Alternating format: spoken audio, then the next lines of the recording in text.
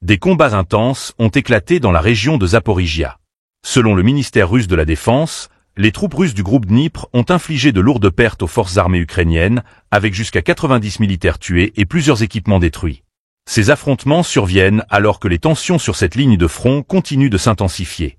Abonnez-vous et partagez ce reportage pour ne rien manquer des développements majeurs.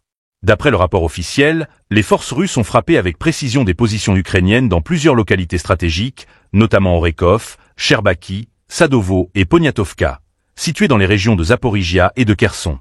En plus des pertes humaines, un canon des 20 de 152 mm a été détruit, ainsi que 7 véhicules militaires. Ces attaques ciblées ont visé des brigades clés des forces armées ukrainiennes, dont la 141e brigade d'infanterie et les 107e, 124e et 126e brigades de défense territoriale. L'utilisation de l'artillerie lourde, comme le 2S-7M Malka, un système d'artillerie autopropulsée capable de tir à longue portée, a joué un rôle crucial dans ces opérations. Les images des manœuvres militaires, diffusées par les médias russes, montrent la précision redoutable de ces systèmes dans un contexte où chaque kilomètre carré de territoire semble être devenu un champ de bataille acharné. Ces affrontements illustrent une fois de plus la complexité de la guerre en Ukraine, où les zones de contact restent les théâtres d'intenses opérations militaires.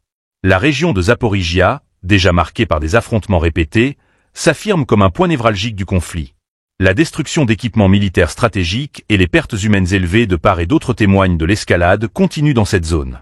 Les autorités ukrainiennes, pour l'instant, n'ont pas encore communiqué sur ces pertes spécifiques, mais elles insistent sur leur capacité à résister aux assauts. De leur côté, les analystes militaires soulignent que les mouvements des troupes russes dans ces zones pourraient s'inscrire dans une stratégie plus large visant à consolider leur contrôle sur les régions déjà annexées ou contestées. Alors que ces combats se poursuivent, les questions restent nombreuses. Quelles seront les prochaines étapes sur ce front? Jusqu'où iront les forces en présence pour maintenir ou reprendre le contrôle des territoires disputés? Une chose est sûre, les civils pris au piège de ces batailles paient un lourd tribut dans cette guerre sans fin apparente.